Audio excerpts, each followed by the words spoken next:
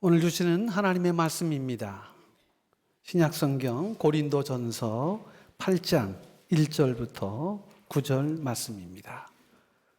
신약성경 272쪽입니다.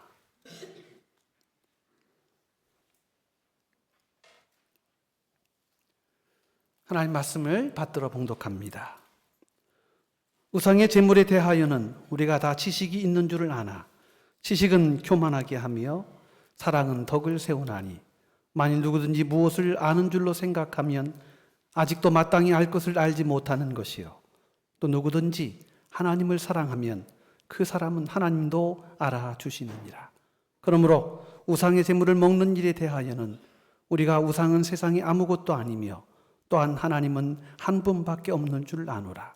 비록 하늘에나 땅에나 신이라 불리는 자가 있어 많은 신과 많은 주가 있으나 그러나 우리에게는 하나님 곧 아버지가 계시니 만물이 그에게서 났고 우리도 그를 위하여 있고 또한 한 주 예수 그리스도께서 계시니 만물이 그로 말미암고 우리도 그로 말미암아 있느니라. 그러나 이 지식은 모든 사람에게 있는 것은 아니므로 어떤 이들은 지금까지 우상에 대한 습관이 있어 우상의 제물로 알고 먹는 고로 그들의 양심이 약하여지고 더러워지느니라. 음식은 우리를 하나님 앞에 내세우지 못하나니 우리가 먹지 않는다고 해서 더 못 사는 것도 아니고 먹는다고 해서 더 잘 사는 것도 아니니라. 그런즉 너희의 자유가 믿음이 약한 자들에게 걸려 넘어지게 하는 것이 되지 않도록 조심하라. 아멘. 하나님의 말씀입니다. 우리 김주한 교수님, 목사님 나오실 때에 우리 함께 귀한 박수로 우리 환영을 해주시겠습니다. 감사합니다. 나오시죠.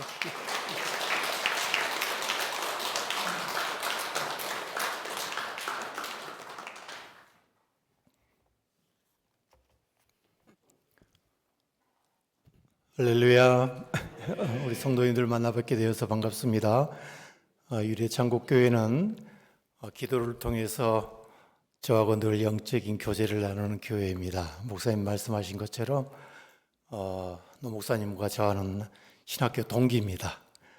제가 동기 목사님들이 목회하는 교회들을 전국에 이렇게 쭉 돌아가면서 제 짧은 기도지만은 매일 기도하는데 우리 유래창곡교회도 우리 노 목사님 목회 이후에 하나님의 눈부신 은혜가 함께 해달라고 그렇게 기도합니다.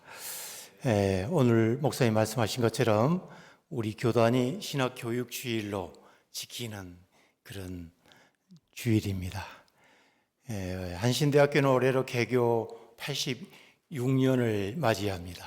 그동안 우리 기장교단뿐만 아니라 한국교회를 위해서 목회자들을 양성해 오는 데 매진해 왔습니다. 우리 교우들께서도 한신대학을 위해서 기도해 주시고 또 좋은 목회자 많이 길러내게 해달라고 그렇게 기도로 응원해 주시기를 기원합니다. 성도 여러분, 오늘 이 복된 주일에 마치 금광에서 광부가 금을 채굴하듯이 오늘 이 성경 말씀 속에서 하늘의 보화를 캐낼 수 있기를 기원합니다. 고린도전서 8장 오늘 우리 읽었는데 우상 제물에 관한 이야기입니다. 우상의 제물을 먹어야 하느냐 먹지 말아야 하느냐를 놓고 고린도 교인들 사이에 분란이 일어났어요. 이 문제에 대해서 사도 바울이 고린도 교인들에게 권면한 말씀이 오늘 8장의 내용입니다. 오늘 이 말씀을 여러분 이해하기 위해서 제가 이렇게 한번 여러분에게 질문을 해보겠습니다. 각자 속으로 한번 생각해 보시기 바랍니다. 여러분의 동네의 어느 이웃집에서 고사를 지냈어요. 제사를 지내거나 어떤 고사를 지냈어요. 그런데 그 고사상에 올려진 음식 재물들이 너무 많아가지고 그 집에서 이웃들에게 나눠 먹어야 되겠다고 갖다 줬어요. 여러분 먹겠습니까? 아니면은 우상의 재물은 먹지 말아야 되겠다 하고 안 먹겠습니까? 속으로만 생각하세요. 안 먹겠다 하신 분들이 고개를 설레설레 흔드시네요. 네.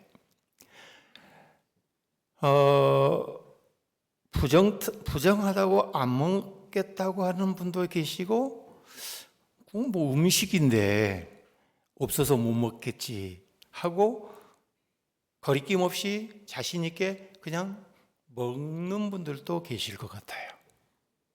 그러다 보니까는 먹어야 되겠다, 먹어도 괜찮다, 먹으면 안 된다, 이렇게 분란이 생겼어. 지금 고린도 교회가 딱 이 상황에 지금 처해 있는 거예요. 네. 여러분, 항구를 끼고 있는 이 고린도 시는 바울 시대 때만 해도 약 13만 명 정도가 사는 아주 무역과 상업이 번창한 그런 도시였습니다. 요즘은 관광 도시로 각광을 받아서 우리 성지순례 가면 고린도를 반드시 이렇게 방문하게 됩니다. 우리 성도들 가운데는 방문하신 분도 계실 줄 압니다. 바울 당시 고린도에는 헬라인, 로마인, 아시아에서 온 사람들, 유대인, 여러 민족들이 함께 어울려 사는 다문화 도시였습니다. 언어와 종교와 전통이 각기 달랐기 때문에 매우 종교도 다양해서 각기 자신들이 믿는 신, 많이 이렇게 신전들이 즐비했어요. 또 로마 황제도 신으로 모셨기 때문에 고린도에 가면은 지금도 여러 신전들이 있었던 흔적들을 볼 수가 있습니다. 각기 그런 신전에서 드리는 제사들이 많았기 때문에 거기에서 제사 지내고 남은 고기들은 고린도 시장에 유통이 되었어요. 그래서 사람들이 시장에 가서 고기를 살 때에 신전에서 바쳐진 고기인지 아닌 그렇지 않은 고기인지를 구분할 수 없었어요. 그래서 고린도 교인들도 그런 재물들을 사서 이렇게 먹었단 말이에요. 그런데 한쪽에서 야, 그거 어느 고사상에 바쳐진 고기를 왜 먹느냐, 이렇게 문제 제기가 되었단 말입니다. 이 문제가 이렇게 생겨가지고 고린도 교회 안에 분란이 생겼습니다.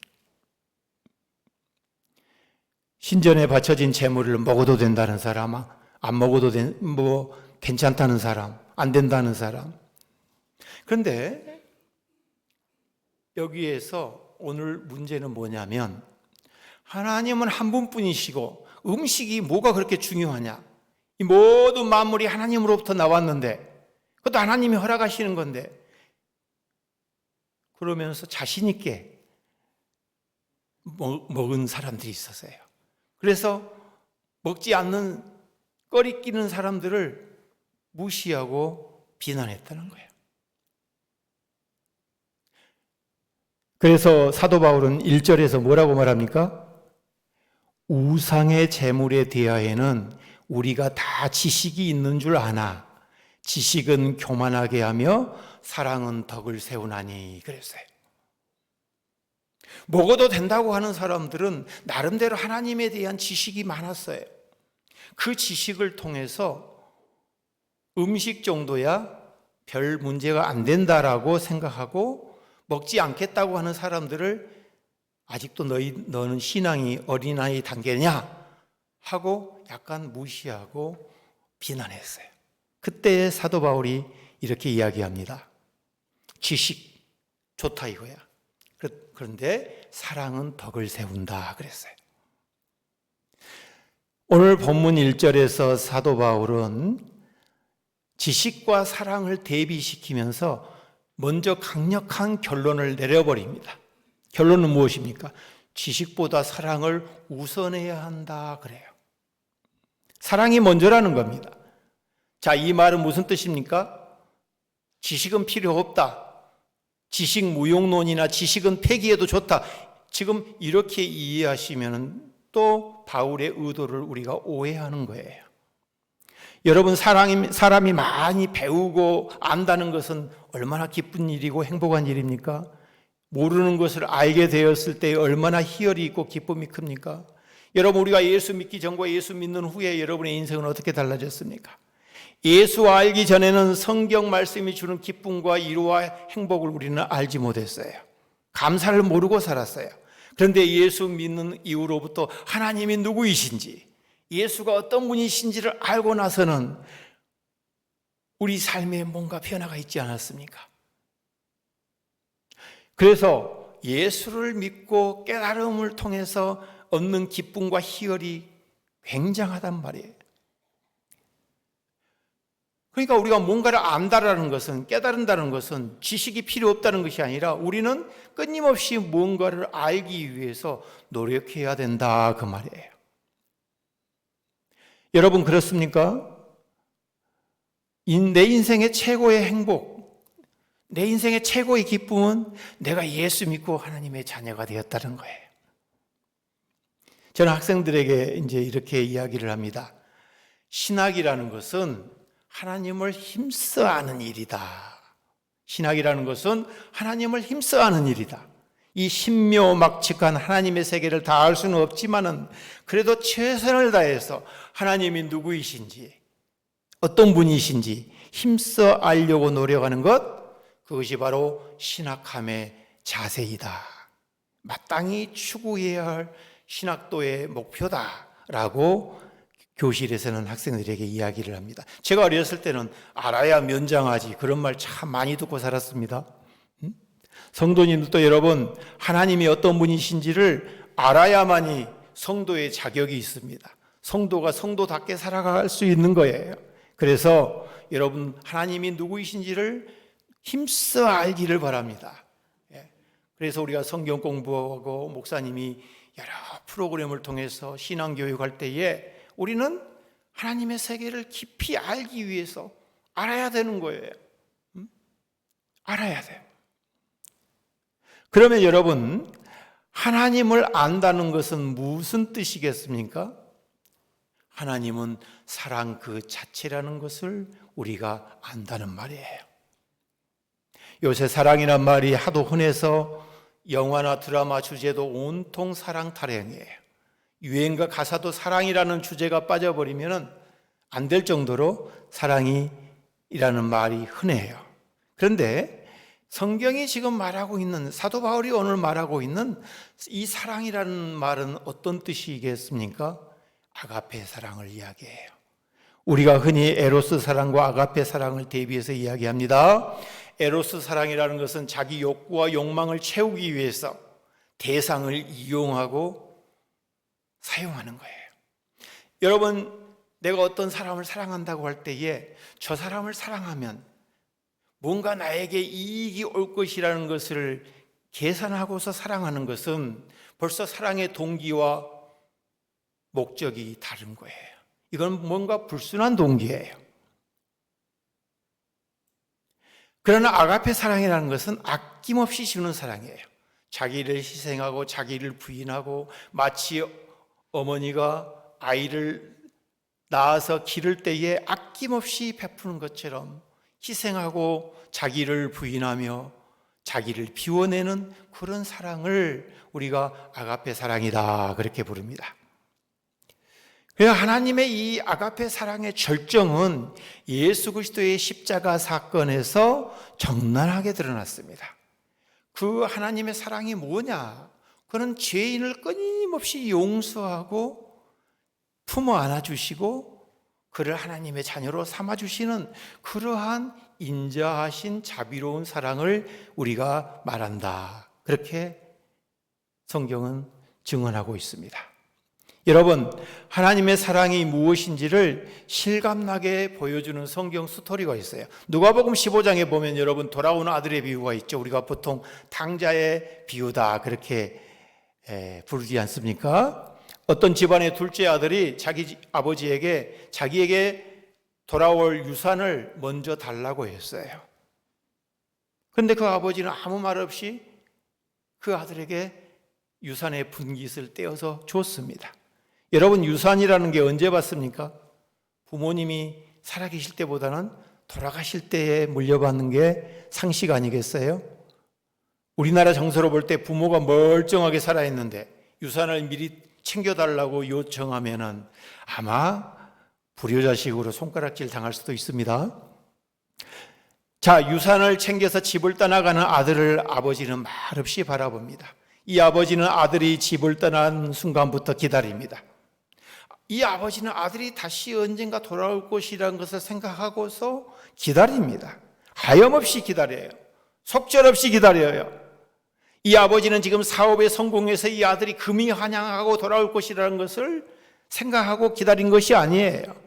재산을 몽땅 탕진해버리고 상거지가 되어서 돌아올 것이라고 이 아버지는 마음속에 뭔가 불안한 가운데서 아들을 기다려요. 이 아들 어땠어요? 돌아왔어요. 그런데 돌아온 행색을 한번 보시기 바랍니다.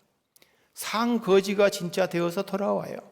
흥청망청 타국에 가서 다 소비해버리고 그 많은 재산 다 허비해버리고 이 아들이 돌아옵니다.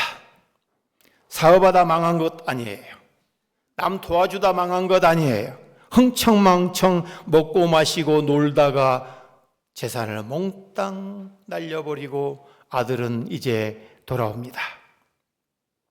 그런데 동구박어귀에서 오매불망 이 아들을 기다리다가 뭔가 거지 행세를 한 사람이 터벅터벅 돌아와요.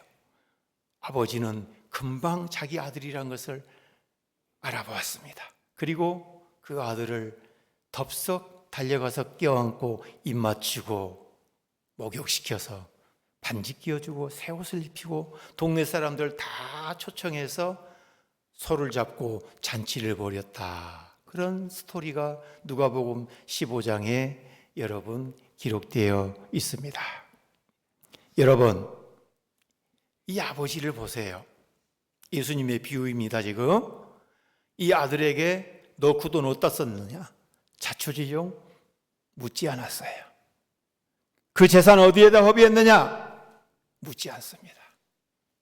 이 아버지는 이 아들을 하염없이 아무 말 없이 껴안고 아들로 다시 받아들입니다. 동네 사람 초청해서 잔치 벌이고 그 아들을 이렇게 사람들에게 다시 자기 집안의 아들이라는 것을 공식적으로 선포한 그런 이야기 아니겠습니까? 네. 그런데 여러분 한번 생각해 보세요. 이 아버지는 이 아들이 돌아오니까 비로소 용서하고 받았습니까? 아니면은 이미 용서하고 기다린 겁니까? 여러분 한번 생각해 보세요. 회개와 용서, 이 둘 중에 어느 것이 먼저입니까? 하나님 앞에 나와서 내가 회개하면 하나님께서 나를 용서해 주시고 내 죄를 사해 주시고 나를 하나님의 자녀로 삼아 주실 것이다. 우리 보통 그렇게 생각하죠. 그래서 하나님 앞에 와서 회개하면 하나님이 나를 용서해 주실 것이다 라고 우리는 보통 생각합니다. 물론 회개가 중요합니다. 그런데 여러분 한번 깊이 생각해 보십시다. 하나님은 우리가 회개하면 용서해 주고 회개하지 않으면 용서하지 않고, 하나님 그러신 분일까요? 하나님은 우리하고 무슨 거래하실까요? 하나님은 우리하고 거래하시는 분이 아니세요. 조건을 붙이지 않으세요. 하나님의 사랑은 무조건적이에요. 이유가 없어요. 그러니까 하나님의 은혜가 먼저고 죄 용서가 먼저라 이 말이에요. 여러분 이거 잘 아셔야 돼요. 이 아버지를 지금 잘 보세요. 돌아오니까 용서한 것이 아니고 용서하고 이미 기다린 거예요. 우리가 회개하니까 하나님이 용서한 것이 아니라 하나님이 이미 용서하고 우리를 기다리고 있는 거예요. 기다리고 있는 거예요. 하나님 앞에 나오는 거예요. 여러분 구원의 질서를 보면은 회개가 먼저고 그 다음에 용서가 뒤따라오고 그 다음에 우리에게 의롭다 하시고 우리를 하나님의 자녀 삼아 주시고 우리는 순서적으로 그렇게 생각하지만은 하나님 편에서 볼 때는 이미 용서하신 거예요. 회개와 용서는 시간적 선후가 있는 것이 아니라 하나님 편에서는 동시적이에요. 빛이 오면 어둠이 자동으로 물러가는 것처럼 내가 용서를 구하니까 그때서 비로소 하나님이 나를 용서해 주신 것이 아니라 하나님 편에서는 이미 용서하고 우리를 기다린다 이거예요. 하나님의 사랑의 본질이에요 이게. 우리가 아가페 사랑, 하나님의 사랑 이야기 많이 하지만은 그 사랑의 실제가 뭔가를 우리가 깨달아야 되는 거예요. 이게 복음의 엑기스예요. 그렇지 않으면 이 복음이 자꾸 율법화돼요. 이거 해라, 저거 하지 마라. 하나님과 우리는 그런 거래 관계가 아니라는 말이에요. 흥정하는 것이 아니에요. 그게 하나님의 속성이에요. 그러니까 지금 사도 바울이 말하는 지식과 사랑을 이야기하는 데에 그 사랑이라는 것은 바로 이와 같은 하나님의 사랑을 이야기하고 있다. 우리가 흔히 말하는 사랑 타령하는 그런 사랑이 아니에요. 성도 여러분, 하나님께서는 우리가 의롭기 때문에 하나님이 자녀 삼아 주신 것이 아니에요. 내가 뭔가를 하나님 앞에 했기 때문에, 헌신했기 때문에 그걸 보고 나를 하나님의 자녀 삼아 주신 것이 아니에요. 하나님의 사랑은 사람의 헤아림을 뛰어넘습니다. 내가 의롭기 때문에 자녀 삼아 주신 것이 아니라 나를 자녀 삼으셔서 의롭게 만들어 가시는 거예요. 교회는 의인이 들어왔다가 성인이 되어서 나가는 곳이 아니에요. 죄인이 들어와서 의롭게 되는 곳이 교회예요. 그런데 우리는 스스로 지레짐작합니다. 내가 이렇게 죄가 많은데 하나님은 과연 나를 용서하고 받아주실까? 그런 생각 자체가 매우 교만한 생각이에요. 가끔 이런 성도님들을 제가 만납니다. 목사님, 저 지금 교회 출석할 형편이 못 됩니다. 형편이 어떻길래 그러십니까? 요즘 제가 바빠서 믿음 생활도 제대로 못하고 기도도 안 하고 하나님 앞에 나가기에 죄송스럽다는 거예요. 그럴 때는 양심에 어떻게 발동이 잘 걸려가지고 스스로 자기가 하나님 앞에 양심에 거리끼어서 못 나가겠다는 거예요. 그 자세는 참 훌륭한 마음인데 여러분, 내가 옳은 일만 하고 선한 일만 하면 하나님께서 나를 인정해 주시겠다, 인정해 주실 것이다 라고 생각하는 그 자체가 어찌 보면 교만한 생각이에요. 욥기 25장 5절에 보면은 하나님의 눈앞에는 별들까지도 순결하지 못한다 그랬어요. 전도서 7장 20절에 보면 죄를 짓지 않고 오직 선만 행하는 사람은 아무도 없다 말합니다. 평생 선한 일, 좋은 일만 하고 사는 의인은 이 세상에 한 사람도 없다는 말입니다. 그래서 여러분, 우리가 잘못하고 우리의 행동이 좀 부족하고 예수 믿다가 좀 실족하더라도 하나님은 우리를 늘 받아들일 준비를 하고 계신다, 기다리고 계신다 하는 거예요. 바게스에 물이 가득 채우는 충만한 그런 헌신만을 하나님께서 우리를 받아주신 것이 아니고, 비록 내가 가득 못 채운 절반만 꽉 찬 순정도 하나님은 우리를 받아주신다 이 말이에요. 나머지는 내가 채울게, 너 그 정도면 됐다 하시면서 우리를 품어 안아 주신다.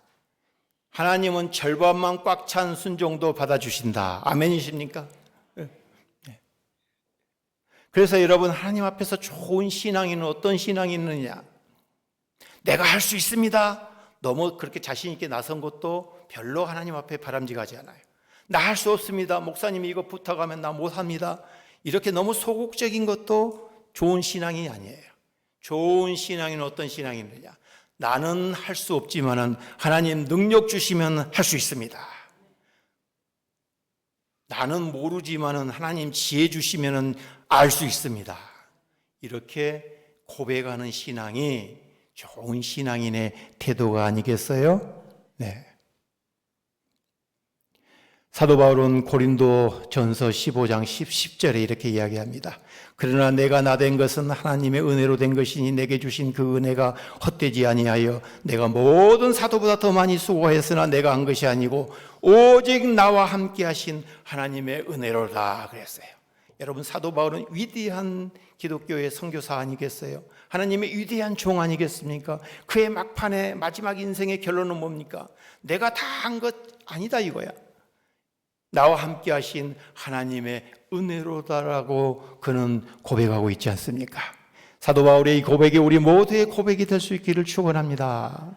그렇기 때문에 내가 좀 실수하고 부족해도 주일 섬겨야 되고 좀 부족해도 찬송해야 합니다. 네. 여러분, 하나님의 사랑이라는 것은 우리가 회개하고 돌아오니까 용서하고 자녀 삼아 주시고 복 주시는 분이 아니라고 제가 이야기했습니다. 그래서 오늘 3절 말씀에 이렇게 이야기합니다. 또 누구든지 하나님을 사랑하면 그 사람은 하나님도 알아주시느니라 그랬어요. 하나님과 우리를 연결시켜 주는 것은 지식이 아니고 사랑이라는 겁니다. 사실 그리스도인들은 우상의 제물에 관해서 나름대로의 판단을 갖고 있어요. 여러분 4절을 보십시다. 그러므로 우상의 제물을 먹는 일에 대하여는 우리가 우상은 세상에 아무것도 아니며 또한 하나님은 한 분밖에 없는 줄을 아노라. 여러분 우상이라는 것도 결국 알고 보면 하나님의 피조물에 불과하다는 것이에요. 이 세상 하나님이 지으시지 않는 것이 무엇이 있겠어요? 그래서 6절에 바울은 이렇게 말합니다. 만물이 그에게서 났다. 중요한 표현입니다. 만물이 그에게서 났다라는 것은 태어나다. 라틴어로 나투스라는 말은 태어나다라는 출생했다는 거야. 모든 세상 만물이 다 하나님으로부터 태어났고 하나님으로부터 기인을 했는데 이 말은 무슨 뜻입니까? 스스로 존재하는 것은 없다는 거예요. 스스로 존재하는 분은 딱 하나님 한 분이세요. 만물이 다 하나님으로부터 났기 때문에 우상 제물 그것 좀 먹는다고 해서 무슨 큰일이 나겠느냐 이거예요. 무슨 큰일이 나겠느냐.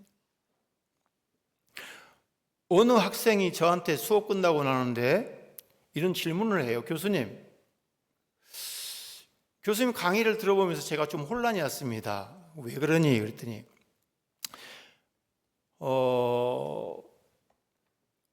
어느 이제 우리 기장교회는 아니에요. 우리 한신대는 다른 교단에 많은 학생들도 오기 때문에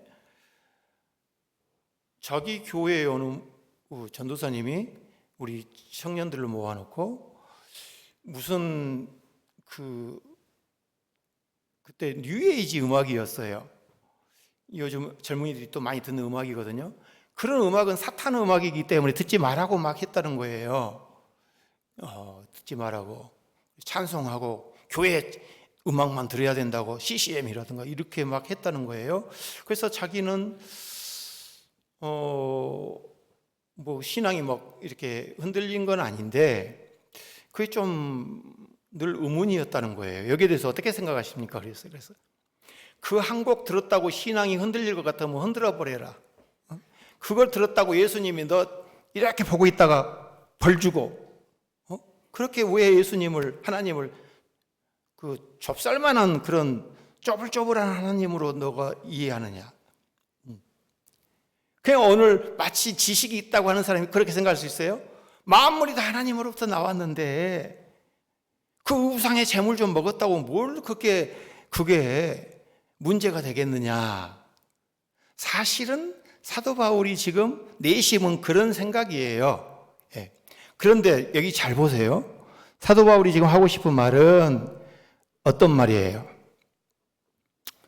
내가 뱉은 말 한마디, 내가 무심코 한 행동이 그렇지 믿음 약한 이웃을 넘어지게 한다고 하면 나는 과감히 그거를 포기하겠다는 거예요. 네. 사도 바울은 지금 왜 이런 문제를 이렇게 분란을 일으키느냐. 그런데 사도 바울이 진짜 하고 싶은 말은 9절이에요. 9절. 우리 9절 한번 볼까요? 9절. 우리 한번 읽어볼까요? 그런즉 너희의 자유가 믿음이 약한 자들에게 걸려 넘어지게 하는 것이 되지 않도록 조심하라. 여러분, 나는 그리스도인들이 예수 믿는 사람들이 평생 살아가야 할 삶의 태도라고 이걸 봅니다. 삶의 태도를. 우리가 예수 믿는 사람들이 평생 씨름해야 할 과제가 있다고 하면 교만과 싸워야 돼요. 믿음이 있노라 하지만 사실 우리의 믿음이 과연 온전한가? 늘 자기를 돌아보고 자기 반성을 할 수 있는 이러한 태도가 굉장히 중요하다는 거예요. 사도 바울의 이 말을 여러분 잘 생각해 보십시오. 나는 그거 먹는데 아무 상관없어. 난 자유해. 내가 하나님의 자녀인데 뭘 못할 거예요, 이 세상에서. 그런데 내가 그 자유롭게 하는 그 행동이 믿음 약한 내 동료들과 내 이웃 성도들을 뭔가 거리끼게 하거나 무너지게 한다거나 걸려 넘어지게 하는 디딤돌이 된다면 나는 내가 갖고 있는 그 자유를 과감하게 제한하고 포기하겠다는 거예요. 포기하겠다. 여러분, 교실의 강단에서요, 교수가 강단에 서면요, 앉아있는 학생들은 교수의 일거수일투족 다 한꺼번에 다 봅니다. 우리 성도님들도 목회자가 강단에 서 있으면 여러분 적나라하게 노출돼요. 내가 우리 학생들에게 그럽니다. 여러분은 이제 사생활은 거의 없다. 적나라하게 여러분들은 다 노출된다. 어느 분이 그랬대요. 어항 속의 금붕어처럼, 붕어들처럼.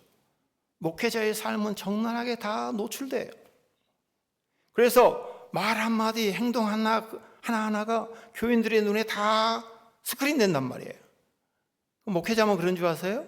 교수도 마찬가지예요. 교실에 들어가면 학생들은 앉아서 말은 안 해도 저 교수가 지금 강의를 준비해 왔는지 안 했는지 다 알게 돼요. 요즘 학생들은. 그래서 교실에 들어갈 때마다 마음가짐을 한 번씩 가다듬는단 말이에요. 혹시 제가 말이나 학생들에게 상처를 주지 않는지, 교수랍시고 막 이렇게 하지 않는지 늘 이렇게 스스로를 돌아볼 때가 많이 있어요. 저는 태어나 보니까 우리 집안이 예수 믿는 집안이에요. 거의 자연스레 어려서부터 부모 손잡고 교회 다녔단 말이에요. 저는 모태신앙이라는 말을 저는 안 쓰지만은 한마디로 모태신앙이에요. 선대부터 쭉 예수 믿거든요. 그러니까 교회 문화에 너무 익숙해. 교회를 너무 잘 알아. 어떤 분이 이럽디다. 모태신앙, 모태신자가 어떤 사람이냐. 비가 오나 눈이 오나 교회에 꾸준히 다닌 사람이 모태신앙이에요. 교회에 꾸준히 다니면서 꾸준히 은혜 안 받은 사람이 모태신앙이에요. 이거 시키면 못해, 저거 하라면 못해. 이게 모태신앙이래요. 우리가 좀 잘 생각해 봐야 돼요. 예? 뭔가 찔리는 말이에요. 그래서 여러분, 신앙의 연륜이 깊어지면 깊어질수록, 내가 이 교회에 오래 다니면 다닐수록, 교회 직분을 맡으면 맡을수록 늘 겸손한 자세가 필요해요. 뭔가 나의 행동과 나의 어떤 말 한마디에 초신자가 상처받거나 옆에 동료들이 걸려 넘어진다고 하면 그 문제가 되지 않겠어요? 사도 바울이 지금 그 이야기를 하는 거예요. 내 자유가 누군가에게는 걸림돌이 된다고 하면 나는 과감히 그거를 포기하겠다. 이거. 포기하겠다. 그래서 조심하라는 말을 여기 썼죠. 걸려 넘어지게 하는 것이 되지 않도록 조심하라는 것은 계속해서 주의 깊게 살피라 그런 말이에요. 그래서 사도 바울이 이제 결론적으로 이렇게 이야기합니다. 13절에 만일 음식이 내 형제를 실족하게 한다면 나는 영원히 고기를 먹지 아니하겠다. 영원히. 스스로 자기의 자유를 제한하겠다 하는 말입니다. 여러분, 우리가 누리는 이 자유는 믿음 안에서 자유요, 절제된 자유라는 것을 알아야 합니다. 그러므로 성도 여러분, 우리가 말하기 전에 이 말이 상대의 믿음을 세워주는지 상대의 믿음을 무너뜨리는 건지 생각해야 합니다. 내가 옳다고 내세우기보다는 상대의 마음을 먼저 헤아려 보는 자세가 중요합니다. 교회 안에 연약한 지체에게 먼저 다가가서 따뜻하게 안부를 물었는지 생각해 보시기 바랍니다. 그래서 우리 일회창곡교회는 따뜻한 온유가 흐르는 사랑이 넘치는 교회가 될 수 있기를 주의 이름으로 축원합니다. 창곡교회 하면은 잘나고 똑똑하고 많이 배운 사람, 인텔리들이 많이 모이는 교회, 그런 교회로 소문나기보다는 저 교회는 따뜻한 사랑이 넘치는 교회야, 그런 교회로 만들어갈 수 있기를 바랍니다. 그런 교회로 소문나서 이 지역사회에 우리 아까 기도하신 분이 기도한 것처럼 하나님의 등대로서 노아의 방주처럼 어둠을 밝히는 등불로 역할할 수 있기를 간절히 축원합니다. 기도하십시다. 참 좋으신 하나님 감사합니다. 신학교육주의를 맞이해서 우리 일의 천국교회 공동체는 한신대학교와 좋은 목회자들을 많이 양성할 수 있게 해달라고 마음을 모아서 기도하고 있습니다. 주님, 우리의 지식보다 사랑을 앞세우게 하시고 연약한 자를 살피는 눈을 주시옵소서. 내게 주어진 당연한 권리와 자유일지라도 형제 자매를 실족하게 한다면 기꺼이 포기하고 침묵할 수 있는 믿음을 주시옵소서. 사랑 앞에 나의 옳음만을, 사람들 앞에서 나의 옳음만을 주장하지 않게 하시고 사랑으로 덕을 세우는 일에 힘쓰게 하옵소서. 그리하여 유래 창곡교회의 모든 지체를 통해서 하나님의 사랑이 철철 흐르게 하시고 우리 모두 하나님의 사랑의 도구로 사용되게 하여 주옵소서. 존귀하신 예수 그리스도 이름으로 감사하며 기도하옵나이다. 아멘.